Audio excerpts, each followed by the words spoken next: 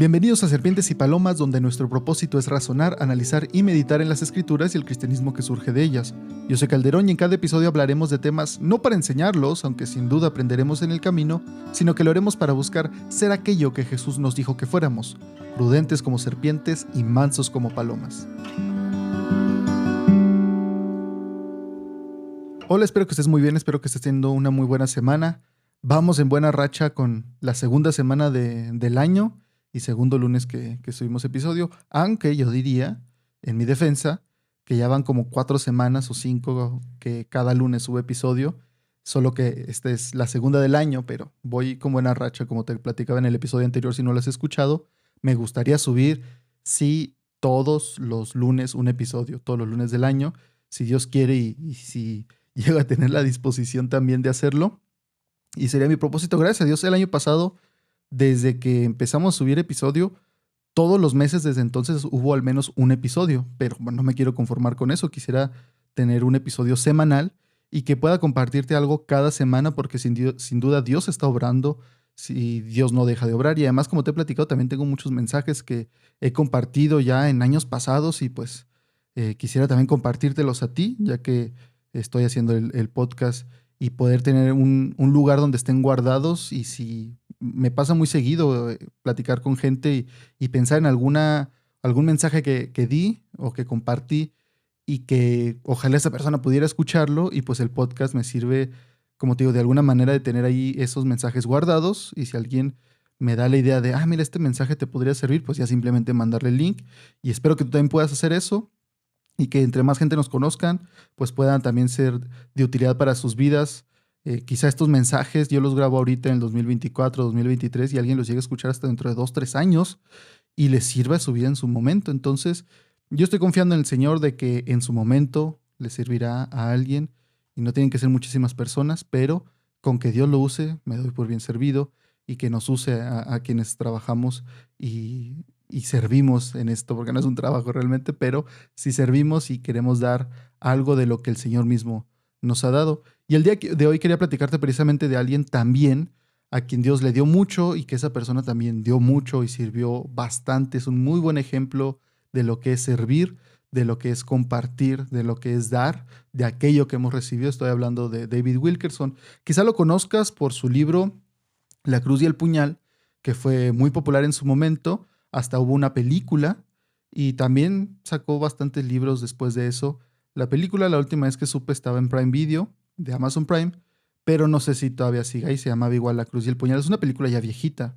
Si está a color al menos, pero ya es algo antigua. Y si no, creo que hasta estaba en YouTube, pero sin duda en Prime Video seguramente tenía mejor calidad. Y pues escribí bastantes libros, puedes escuchar muchas predicaciones de él. Yo conocí al Señor ya después de que él había fallecido, unos cuantos años después de que él había fallecido. Entonces, pues ya todo lo que yo he leído de él y conocido y escuchado ha sido después de su muerte, pero sigue teniendo un impacto. Y por eso digo que yo sé que el Señor puede usar lo que hacemos. En su momento puede parecer muy simple o muy vano, pero el Señor, si lo hacemos con fe y en obediencia, puede hacerlo en algo mucho más grande para su gloria, no para la de nosotros, sin duda. Entonces él fue un gran hombre de Dios. Fue un hombre que tuvo organizaciones donde apoyaba a misioneros, donde llevaban Biblias, donde predicaban. Él se fue a Nueva York a predicarle a las pandillas en Nueva York, de las personas más peligrosas de la ciudad de Nueva York, en los barrios más peligrosos. Él iba con ellos, con los pandilleros. Varios lo amenazaron de muerte. Sufrió bastantes cosas, pero pudo ver fruto de eso y pudo ver a muchos pandilleros que cambiaron sus vidas, que transformaron sus vidas, e incluso muchos se hicieron predicadores, pastores. Uno de ellos muy famoso es Nicky Cruz, que incluso hay un libro, Corre Nicky Corre, donde él cuenta su propia historia y en su momento cómo se cruza con David Wilkerson. Hay un crossover ahí entre sus libros y cómo lo ayudó, cómo Dios lo usó en su vida y cómo después de eso pues fue otra cosa por completo. Y él sigue vivo, ya está grande obviamente, pero él sigue vivo y sigue predicando en todo el mundo. Después de que pensó que su vida no valía nada, después de que amenazó de muerte a David Wilkerson, Dios lo usó de una gran manera y lo sigue usando. Y entonces, esto simplemente para darte como una idea de que David Wilkerson era un gran hombre de Dios. Y también hizo muchas cosas para Dios, para la gloria de Dios. Pero aún después de todo eso, y en su edad adulta, yo leía como te digo, ya después de que falleció, su biografía escrita por su hijo.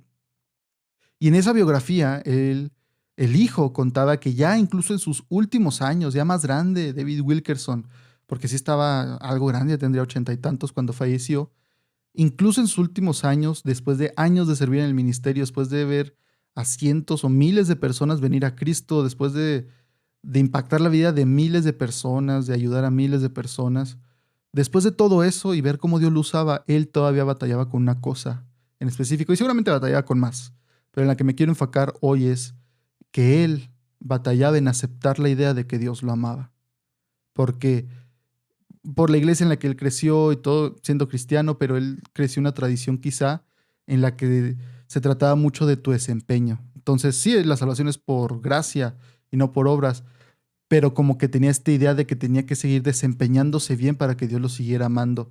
Y si se equivocaba en algo, si fallaba en algo, si algo no lo hacía tan bien como debía, él tenía la idea que quizá Dios no lo amaba tanto. Entonces, incluso en sus últimos años, él batallaba en aceptar y creer realmente que Dios lo amaba en esa condición ya en la que no podía hacer tantas cosas. Él encontró una fe en el amor de Dios renovada cuando leyó a los reformadores, de hecho. En sus últimos años el hijo cuenta que leía mucho a los reformadores y se emocionaba cuando decía, mira, es que sí es cierto lo que dicen ellos, el amor de Dios es constante, el amor de Dios es fiel, el amor de Dios no depende de mi desempeño. Ellos hacían mucho énfasis en la salvación por fe solamente, como te digo, pero también de la mano en ese amor de Dios incondicional. Pero ¿cómo es entonces que un hombre tan dedicado al Señor, un hombre que hizo cosas en todo el mundo realmente y afectó la vida de personas en todo el mundo, no solamente con predicar el Evangelio, sino en llevar ayuda, en apoyar económicamente, con organizaciones, todo esto que te cuento? ¿Cómo es que un hombre tan dedicado al Señor, que vino siglos después de que las enseñanzas de las enseñanzas de los reformadores se establecían, es decir, no era nada nuevo eso que él estaba leyendo en sus últimos años, dudaba tanto del amor de Dios hacia él? Él no dudaba de la salvación, él no dudaba de ser salvo, de recibir la gracia de Dios, sino del amor de Dios. Es en específico. Él tenía de pronto esas dudas de Dios me amará a pesar de que no estoy haciendo ya tantas cosas. Dios me amará a pesar de que no di más en la ofrenda porque sí podía haber dado un poco más. Y te digo, si leyeras su vida y los libros donde platica él el ministerio que tuvo y las cosas impactantes que vivió, y siempre dándole gloria a Dios, era un hombre que siempre reconocía que todo venía de Dios y era para Dios. Pero si él hizo todas esas cosas y vivió tantas cosas e hizo más cosas que las que muchos de nosotros llegaremos a hacer en nuestra vida, pues ¿qué podemos esperar nosotros, no? Si él, yo creo que platicando con él, yo le diría, no, hermano, pero si tú dices y dudas del amor de Dios, imagínate qué nos esperaría a muchos de nosotros que quizá no vamos a llegar a hacer cosas de ese tamaño. No que no impactemos vidas, pero a esa capacidad o de esa manera que sea tan visible. Entonces, en eso estaba pensando, me recordaba a él, me recordaba a David Wilkerson y de esto que te quería hablar, de esta parte del amor de Dios hacia nosotros. Ya no, o sea, dejando de lado si somos salvos, somos pueblo de Dios, somos gente de Dios, somos seguidores de Cristo, ya habiendo pasado ese primer paso de la salvación, de ser sellados con el Espíritu Santo, de tener el Espíritu Santo dentro de nosotros. Sigue la vida cristiana, no podemos decir que eso ya se acabó y ese es el fin de la historia. No, apenas es el principio de nuestra historia como creyentes aquí en la tierra. Y en esa historia y en ese caminar llega a ser común, porque yo mismo lo he sentido, yo mismo me he topado gente que se pregunta si Dios me ama como soy. Dios me amará a pesar de, pues, después de que me salvó, que fallara de esta manera. Que después de que me falló y Él dio todo por mí, que yo todavía dude en entregarle estas cosas. Y dudamos de pronto del amor de Dios, no por la bondad de Dios, sino por nuestro desempeño. Y quería que me acompañaras a leer Mateo capítulo 3, versículos 13 al 17. Si necesitas ponerle pausa al episodio, pues puedes hacerlo. Yo lo voy a leer de una vez. Mateo 3, versículos 13 al 17. Dice así. Entonces Jesús vino de Galilea a Juan, el Bautista, al Jordán, para ser bautizado por él. Mas Juan se le oponía diciendo, yo necesito ser bautizado por ti, ¿y tú vienes a mí? Pero Jesús le respondió, deja ahora, porque así conviene que cumplamos toda justicia. Es necesario que se haga esto también para confirmar el ministerio de Juan. Varias cosas tenía, varios propósitos tenía. Entonces Juan le dejó, o lo dejó que fuera bautizado. Y Jesús, después que fue bautizado, subió luego del agua, y he aquí los cielos le fueron abiertos, y vio al Espíritu de Dios que descendía como paloma y venía sobre él. Y hubo una voz de los cielos que decía: Este es mi Hijo amado, en quien tengo complacencia. Y aquí es en lo que yo quiero hacer énfasis, es que en todos los evangelios se nos presenta el bautismo de Jesús antes de que hiciera cualquier milagro, antes de que fuera conocido por las multitudes. Solo tenemos individuos que lo reconocen por quién es Él, no por lo que Él ha hecho todavía. Pareciera que es un pasaje muy conocido, todos hemos visto hasta cuadros, pinturas seguramente en algún lugar, y que no hay mucho más que sacar, que pues ahí está muy claro lo que pasó y seguimos adelante. Pero quisiera enfocarme en ese último versículo que leíamos, el 17, y en específico, el saber que es el Padre desde los cielos que dice: Este es mi Hijo amado, en quien tengo complacencia. El Padre le dice a Jesús, y los que estaban ahí, porque era para que lo escucharan obviamente, que Jesús es su Hijo amado y que en Él tiene complacencia. En otras versiones dice: estoy complacido con Él, o estoy muy contento con Él, o también quien me da gran gozo. ¿No es eso lo que todo creyente quisiera escuchar de parte de Dios? Te pregunto a ti que me escuchas, ¿no es eso lo que tú quisieras escuchar de parte de Dios, que dijera: Eric, Juan, Pedro, tú eres mi Hijo amado, en quien yo tengo complacencia? ¿No es eso lo que David Wilkerson batallaba tanto en creer, precisamente? Por eso comenzaba con la historia de él. ¿Batallas tú en creer que así te ve Dios? ¿Has leído alguna vez este versículo pensando que Dios dice eso de ti? ¿O es como: no, pues cómo va a decir eso Dios de mí? No te quiero ni preguntar si es que no eres ni creyente, pero como creyente, aquellos que lo son, ¿lo has pensado alguna vez? Muchas veces hemos escuchado que el Padre y el Hijo se revelaron al hombre de esa manera para que entendiéramos el tipo de relación que tenían. Es decir, se revelan como padre e hijo no porque tal cual y literalmente así fueran, padre e hijo, sino que es que Jesús, y esto no significa más bien que Jesús fuera engendrado o que tiene un padre, como otros llegan a decir, los mormones llegan a decir que Jesús es literalmente el hijo del padre que tuvo relaciones con una mujer en el reino espiritual, y entonces así nació, y así somos todos en el reino espiritual, los espíritus.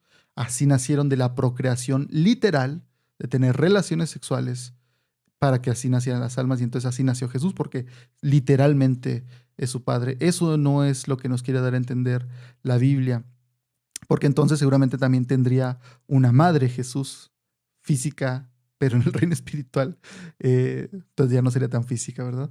Pero esas son creencias que otros han adoptado por un mal entendimiento de las escrituras, es por querer darle un sentido terrenal o querer aplicar y querer decir que en lo espiritual tiene que ser como en lo terrenal, y tratan de darle sentido de esa manera. Pero sin duda Dios sabía lo que hacía cuando Jesús se reveló a sí mismo como hijo. Es un tema que requiere estudios sin duda, y si a ti te interesa estudiar la Trinidad, quizá podamos hacerlo en algún momento, quizá podamos tener un episodio sobre eso. Yo te animaría a que tú empieces a estudiar de la Trinidad si es que te causa dudas o te llama la atención, porque es un tema muy interesante, muy padre de comprender, y es bueno ver debates, es bueno ver estudios, y que puedas saciar ese deseo de las preguntas que tienes.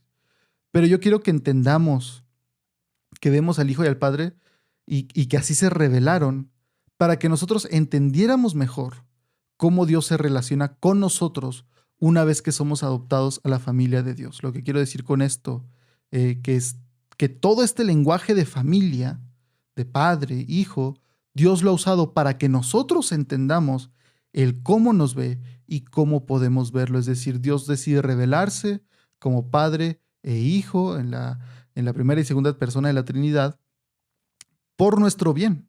Es decir, que ellos decidieron hacerlo de esa manera para que nosotros entendamos. ¿Por qué? Porque aquí todos vamos a ser mínimo hijos y muchos también seremos padres.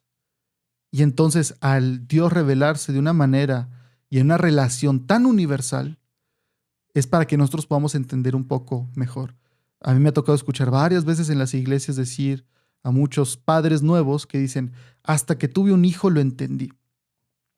Y esto seguramente te lo han dicho tus papás, muy probablemente que te han dicho, cuando tú tengas hijos, me vas a entender. Y básicamente Dios más bien lo que hizo fue poner y expresar y manifestar esta relación entre la primera y segunda persona de la Trinidad como Padre e Hijo, para que entendiéramos realmente el amor y la relación y la cercanía que se puede acceder, a la que se puede acceder y la que podemos tener con Dios, para que los padres puedan dar un buen ejemplo y el padre pueda entender cómo Dios lo ve cuando ese mismo padre ve a sus hijos. Es decir, tú como padre, si es que eres padre, puedes ver los errores de tus hijos, puedes ver las malas decisiones de tus hijos y dolerte, alegrarte, amarlos. Y tú puedes decirle, hijo, sin importar qué pase, sin importar cuántos errores cometas, yo no dejo de ser tu padre. Y entonces, así podamos también comprender, los que son padres, un poco mejor cómo el Padre Celestial, Dios, te ve a ti como hijo. Y que aquellos que somos hijos, si tenemos padres que nos aman, que nos cuidan, que nos protegen, que están ahí para nosotros, entonces podemos decir, bueno, si así mis papás, si así mi papá y mi mamá me aman, me cuidan, me protegen, están conmigo, cuanto más mi Padre Celestial. Es por eso que Dios decide revelarse, y bueno, por eso y muchos más motivos, pero uno de ellos, y que me parece a mí hermoso hacia nosotros, es que decide revelarse en esa relación de padre e hijo para que nosotros entendamos un poco más cómo es la relación de Dios con nosotros.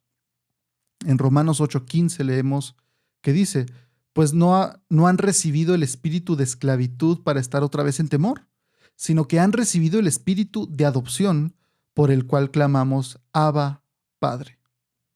Aquí se ha dicho por mucho tiempo que Abba significa como que la manera en que los bebés dicen papá en el idioma original. Otros simplemente dicen que no, simplemente está diciendo papá, papá en dos idiomas. Y pues como lo quieras tú tomar o decir, pero lo que sí está diciendo es que gracias al Espíritu que hemos recibido, el Espíritu Santo, hemos sido adoptados y hoy podemos voltear al cielo y decir, mi Padre Celestial, tú eres mi Padre. Y no solamente un padre como en esta idea de decir, pues sí, es mi papá, ¿no? Pero nunca lo vi, nunca lo sentí, nunca lo conocí. No, no. Mi padre cercano. Tú eres mi papá, diríamos nosotros aquí en México quizá. Recibimos el privilegio de ser adoptados a la familia de Dios. No es algo con lo que nacemos. Muchas personas, no muchas gentes, muchas personas llegan a creer y tienen esta creencia de que todos somos hijos de Dios. Pero la Biblia, en Juan, en el Evangelio de Juan, en el capítulo 1, nos llega a decir que todos los que reciben a Dios y todos los que lo aceptaron, Dios les dio a Jesús, Dios les dio la potestad o el derecho de ser hechos hijos de Dios. Es decir, que no eran ya todavía hijos de Dios, fueron hechos hijos de Dios. Pasan de no ser hijos de Dios a ser hijos de Dios. Lo que sí es que todos somos creación de Dios, todo ser humano es hecho como la imagen de Dios, como para hacer su semejanza aquí en la tierra. Y eso nos da un valor mucho más alto que cualquier otra creación, que cualquier animal, que cualquier paisaje, que cualquier árbol. No hay comparación, porque el ser humano es la imagen de Dios, fue creado como la imagen de Dios en la tierra para reflejar su amor, para reflejar su justicia. Y eso solamente el ser humano lo tiene. Pero eso es una cosa y ser hijo de Dios es otra cosa.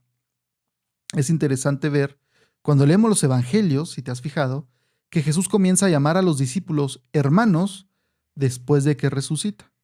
Y esto es porque, como él mismo lo dijo, en la cruz se cumplió lo que venía a hacer y al resucitar se hacía efectivo. Si Jesús hubiera muerto solamente en la cruz y no hubiera pasado nada después, no hubiera habido cambio en nuestras vidas, no hubiera habido cambio en la relación del hombre con el pecado. Lo que cambia todo es que Jesús derrota la muerte al resucitar, haciendo efectiva también la resurrección de nuestras almas y el que nosotros podamos pasar de muerte a vida junto con Él. Y entonces por eso la resurrección es tan importante y es clave el que haya resucitado Jesús, no solamente al que haya muerto. Gracias a eso, a su resurrección, ya podíamos y ya podían los discípulos entonces ser adoptados a la familia de Dios. Jesús no les decía hermanos solo por cariño. Cuando pasa la resurrección, Jesús le dice hermanos porque ciertamente ya eran sus hermanos. Habían pasado a ser hermanos. Antes les decía, ustedes son mis amigos y no hay amor más grande que este, que alguien dé la vida por sus amigos. Y después les dice mis hermanos. Y nosotros pasamos eso mismo. Y el Señor Jesús hoy en día, si tú eres creyente, si has nacido de nuevo, el Señor te puede voltear a ver y decir, tú eres mi hermano. Son esas verdades entonces las que batallamos en creer, porque tú podrías escuchar todo lo que acabo de decir y pensar, ay, ¿cómo Jesús te va a andar diciendo que eres su hermano? ¿Cómo vas a creer que Dios te va a amar tanto? El Padre te va a amar tanto como amaba a Jesús, no sé, ridículo. Y esto podría venir de gente que obviamente no conoce la Biblia y que quizá cree en Dios, pero no tiene una idea real de lo que dice la Biblia. Porque yo no lo estoy diciendo por hacerme sentir bien o hacerte sentir bien a ti, lo estoy diciendo porque es lo que dice la palabra de Dios. Es hasta comprensible que estas verdades son las que más batallamos en creer. Son estas cosas las que acabo de mencionar, el cómo nos ve Dios, el amor que nos tiene Dios, lo que ha hecho Dios por nosotros y cómo ha cambiado nuestro estado, nuestro título que Él mismo nos da. Son estas cosas las que dudamos tanto. A veces no dudamos en que Dios haga milagros, que Dios salve, que vayamos a estar con Dios luego de esta vida. No dudamos de eso. A veces solo dudamos en que Dios nos ama por quien Él dice que somos y no por lo que hacemos. A veces dudas más bien no de que Dios pueda salvar una nación entera, no de que Dios pueda salvar a tu familia entera, no de que Dios pueda salvar de un cáncer o resucitar de la muerte. No dudas de eso tanto como dudas de que Dios te ame, porque Él dice que te ama y que eres aceptado y adoptado a la familia. Dudas más de eso que las otras cosas. Por eso hay personas y creyentes que se esfuerzan tanto, que no estoy diciendo que el esfuerzo sea malo, pero sí estoy diciendo que hay gente que su esfuerzo no es por los motivos correctos, sino que lo hacen y se esfuerzan para sentir que Dios los ama, que Dios está trabajando a través de ellos, para sentir que Dios está trabajando en ellos, porque el día que se detienen y tienen que descansar, como Dios le decía a los israelitas que era necesario descansar, dicen, se me hace que Dios no me ama tanto, porque ya no estoy haciendo tanto como antes, quizá como el caso de David Wilkerson. Aún después de conocer a Dios, se siguen esforzando para sentirse dignos del amor de Dios. Se siguen esforzando tanto para seguir ganando el amor de Dios con las cosas que hacen. Esa es la idea, no que sea lo correcto. Y es una línea muy delgada entre servir a Dios por amor a Él y servir a Dios esperando ganarme su amor. Te lo voy a repetir. Hay una línea muy delgada y es una línea muy delgada entre servir a Dios por amor a Dios y servir a Dios esperando ganarme su amor. Quizá te parezca obvio o absurdo decir, pues claro, no seas tonto, pero creo que todos en algún momento hemos estado en esa situación y quizá hasta de manera inconsciente. Siempre me acuerdo cuando hablo de esto y platico de esto de una ilustración de un pastor que me gusta mucho, en el que él explicaba y platicaba, decía que un hombre se levanta y ora, da gracias a Dios en cuanto se levanta, tiene su tiempo de oración, tiene su tiempo de lectura de la Biblia, su tiempo devocional, le dirían muchos, busca a Dios y sale al trabajo, sigue su día sintiéndose amado y feliz de que ha cumplido con Dios. Es decir, su día lo pasa tranquilo, alegre, sabiendo y diciendo, qué feliz estoy y qué contento estoy porque me siento en paz con Dios, porque me desperté, leí mi Biblia y oré. Y qué bueno, ¿no? Ahí nadie diría que está mal. Pero luego pasa, y aquí es donde se revela realmente el problema, que el día siguiente este mismo hombre se quedó dormido, no sonó la alarma, y entonces ya no tuvo tiempo de levantarse a orar, que quizá en vez de cuando abrió los ojos y dar gracias a Dios, dijo, ¿qué hora es? No puede ser, y se levantó y salió corriendo al baño. No alcanzó a leer, no alcanzó a orar, y pasa todo el día sintiéndose culpable. Ya no siente esa paz y esa alegría, sino que avanza el día y se siente culpable, se siente alejado de Dios, se siente que está mal, que Dios le dio la espalda, que Dios no está con él en ese momento. Siente que le falló a Dios y que Dios no lo aprueba. Y aquí te diría entonces, ¿de qué depende su relación, su tranquilidad, sentirse amado por Dios? ¿De qué está dependiendo? ¿De lo que dice Dios de él o su desempeño? Y sin duda está basado en su desempeño. ¿Será que tú también has basado el amor que sientes de Dios, la gracia que sientes extendida de Dios, la presencia que según tú sientes de Dios, será que la has hecho dependiente de tu desempeño? Y si es así, qué grave errores has cometido, porque no se trata de esa manera y Dios no funciona de esa manera. Somos muy rápidos para olvidar lo perseverante que es el amor de Dios. Te quiero leer la historia también de otro gran hombre de Dios que viene en la Biblia. Viene en Primera de Reyes, capítulo 19, versículos 1 al 8. Aquí estamos hablando de Elías. Y Elías acaba de pasar uno de los momentos más épicos del Antiguo Testamento, de la Biblia entera, diría yo. Acaba de tener una batalla, por así decirlo, no literal de pelear, pero sí una batalla con los profetas de otro Dios. Y ellos pusieron ambos, Elías solo puso un altar y ellos pusieron otro altar para su Dios, y Elías los dejó que pasaran horas y horas pidiéndole a su Dios que hiciera caer fuego y encendiera el altar.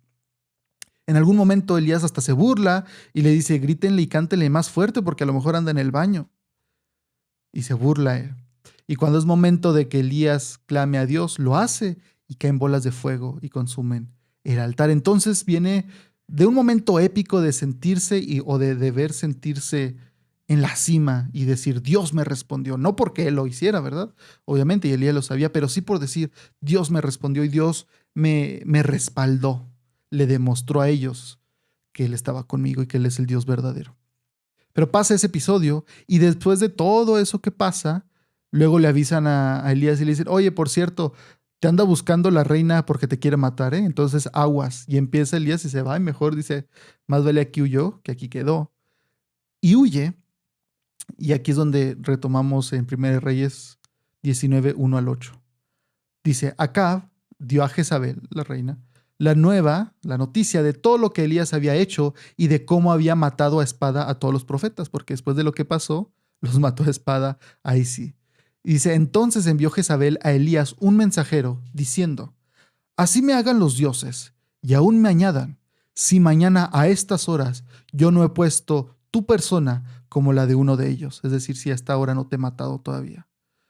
Viendo pues el peligro, Elías se levantó y se fue para salvar su vida, y vino a Beerseba, que está en Judá, y dejó allí a su criado.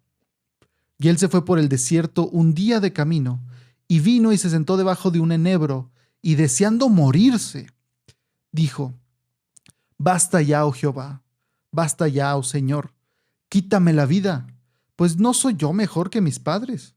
Y echándose debajo del enebro, se quedó dormido. Y aquí luego un ángel le tocó y le dijo, levántate, come. Entonces él miró, y aquí a su cabecera una torta cocida sobre las ascuas y una vasija de agua, y comió, y bebió, y volvió a dormirse. Y volviendo el ángel de Jehová la segunda vez, lo tocó diciendo, levántate y come, porque largo camino te resta. En otras palabras, le está diciendo, esto todavía no se acaba, Elías. Esto no se acaba hasta que se acaba, diría Rocky. Se levantó pues, y comió y bebió. Y fortalecido con aquella comida, caminó 40 días y 40 noches hasta Horeb, el monte de Dios. Y aquí te voy a dar un adelanto de algún capítulo que haré sobre el ayuno.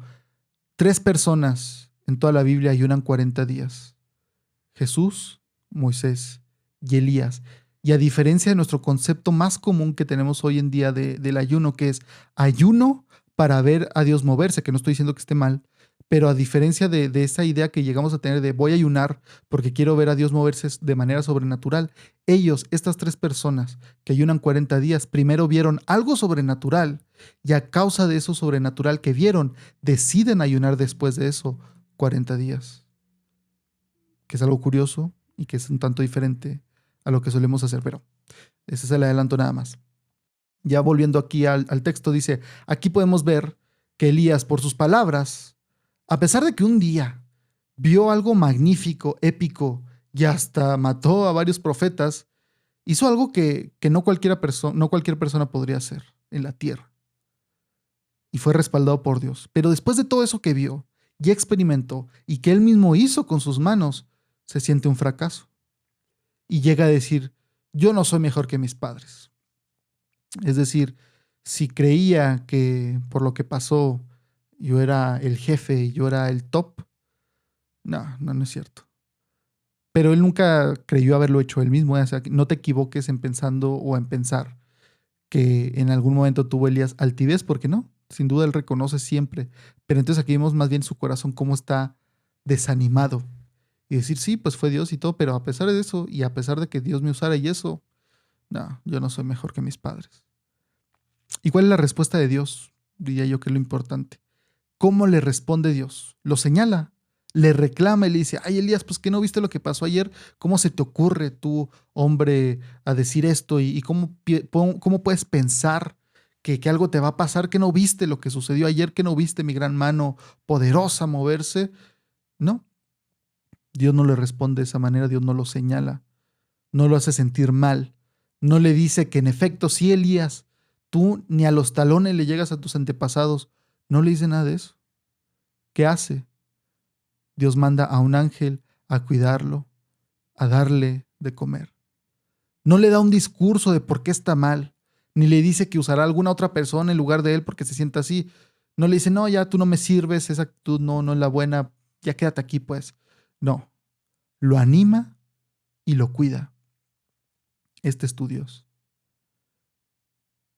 No sé quién de que nos escuche y nos llegue a escuchar, porque yo no estoy ahí en ese momento, pero no sé quién se llegue a sentir, si tú te llegues a sentir una situación similar, en la que te es difícil aceptar que Dios te ama, pero Dios mismo nos dice que al estar en Cristo, si tú eres seguidor de Cristo, si tú has puesto tu confianza en Cristo, si tú has puesto tu fe en Cristo, Dios mismo y la Biblia misma nos dice que Dios nos ama, Dios te ama, Dios te cuida. Dios no está esperando a ver en qué fallas para echártelo en la cara y decir, ves, yo ya sabía que tú eras así. Al contrario, yo te puedo decir que Dios y Jesús en la cruz sabía lo que estaba comprando y que cuando fallas dice, sí, yo sabía cómo eras y aún así decidí salvarte. Así que en vez de querer quedarte tirado y querer hacerte sentir menos a ti mismo y tener piedad y tener compasión de ti mismo, levántate y sigue porque todavía queda mucho camino. Esto todavía no se acaba. Necesitamos rendirnos a Dios. Necesitamos rendir nuestra percepción de nosotros mismos. Necesitamos rendir nuestros sueños. Necesitamos rendir nuestros anhelos a Dios. Y lo bueno es que Dios es digno de confianza. Él no es un Dios malo que va a aventar tus sueños por la ventana, que muchos tienen miedo de eso. Ya sea que tú ya te hayas entregado a Dios antes o no, ya sea que tú seas salvo o no, debemos rendirnos a Dios. Esto aplica para todos. No importa en qué situación de tu vida estés, no importa si tú te digas creyente, no importa si tú vas a los domingos, no importa si tú vas a la iglesia todos los domingos y hasta entre semana, no importa si no fallas en nada en la iglesia, si tú tienes mucha fe o si tú batallas en ir y no has ido a la iglesia en un tiempo y quizá le has dado la espalda al Señor, todos, no importa tu situación, necesitamos rendirnos a Dios. Quizá algunos necesiten hacerlo por primera vez, rendirse a Dios y entregarle su vida, teniendo fe y pidiéndole que sea Él quien guíe cada aspecto de tu vida. Quizá otros necesitamos rendirnos una vez más, después de muchas otras veces que lo hemos hecho, y rendirnos a querer agradar a Dios como pensamos que se hace, pensando que si hago estas cosas, si las hago a esta hora, si las hago de esta manera, si uso estas palabras, si no falto, si no dejo de ir, Dios me ama y Dios se agrada. Te podría decir que sin duda Dios se agrada, pero eso no va a hacer que Dios te ame más. Tienes que tener algo bien claro. El día que Dios te salvó, te amó de una manera diferente a como ama el resto de su creación. Pasaste a ser su hijo y ahora Dios tiene un amor por ti que es diferente. Es un amor que tiene por ti como hijo. Y ese día, el amor que Dios tuvo por ti como hijo es el mismo que va a tener hasta el fin de los tiempos, por la eternidad. Dios no te va a amar más, ni te va a amar menos, porque no depende de tu desempeño. No creas que puedes hacer que Dios te ame más hoy que hace 10 años que te salvó, que hace 5 años que te salvó. Dios te sigue amando igual porque Él es constante. Él no está esperando a ver tu desempeño para ver si te ama más, para ver si te ganaste que te ame más. Por eso digo que es necesario rendirnos a la verdad de su amor, esa verdad, que su amor es constante, que no es dependiente de tu desempeño, sino que es gracias a lo que hizo Cristo, y eso nos debe llevar a ser agradecidos, e ir con Dios y decirle: gracias, Señor, por tu amor. Gracias, porque sin duda no lo merezco y no me lo he ganado, pero tú has decidido dármelo aún así. Hay una paz muy grande que viene de acercarnos a Dios sin miedo, con confianza, sabiendo que nos recibirá en sus brazos de amor. Ese sabiendo es a lo que llamamos fe. Que tú te acerques a Dios sin miedo, con confianza, teniendo fe en que Él te va a recibir en sus brazos de amor. Tenemos a un Padre perfecto que, gracias a lo que hizo Jesús en nuestro lugar, hoy nos llama y nos puede llamar hijo amado en quien estoy complacido. Hija amada en quien estoy complacido. Como te decía al principio, el Padre dijo esto de Jesús antes de hacer cualquier milagro, antes de hacer cualquier cosa maravillosa al público y que todos dijeran: ¿quién es este hombre? Y este es un hombre que nos habla con autoridad. El Padre, antes que todos, ya decía: este es mi Hijo amado. El Señor no está esperando en que tú hagas una cosa grande, en que tú tengas una campaña, en que tú le prediques a 100 personas. Dios no está esperando eso para decirte esas palabras. Dios, el día de hoy, el Padre, gracias a lo que ha hecho Cristo en tu vida y al sacrificio que hizo y el precio que pagó por ti, puede verte y decir: tú eres mi Hijo amado, mi hija amada, en quien yo tengo complacencia, en quien yo estoy complacido, aquel que me trae mucho gozo. Para algunos que me escuchen también, por su pasado, esta es una verdad difícil de creer. Que la escuchas y dices: sí, pero mi pasado, pero lo que hice, pero lo que dije, pero lo que creí. Y aunque es bueno tener humildad y reconocer que somos imperfectos, que nos hemos alejado de Dios, que estamos destituidos de la gloria de Dios, y es bueno admitirlo, llega un punto en el que puede ser arrogante decir: mi pasado es más fuerte que la cruz de Cristo. Porque si tú dices: no, es que por mi pasado Dios no puede decir que me ama, Dios no puede decir que está complacido conmigo por mi pasado, ahí te estás diciendo: mi pasado tiene más poder que el sacrificio de Cristo. Por eso digo que llega a ser arrogante. Debes tener entonces la humildad de decir: mi pasado, por más grande que sea, no es más grande que lo que Cristo ha hecho.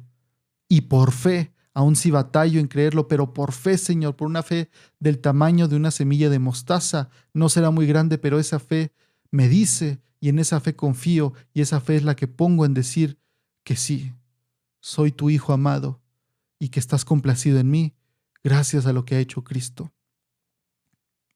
Por eso, si algo te puedo dejar de este mensaje, es que tengas fe. Muchas gracias por escuchar este episodio. No olvides suscribirte al podcast en tu plataforma favorita y recuerda que puedes encontrarnos en Facebook, Instagram y YouTube, donde subimos más contenido que nos lleva a razonar, analizar y meditar en las cosas de Dios. Espero que estés bien. Dios te bendiga.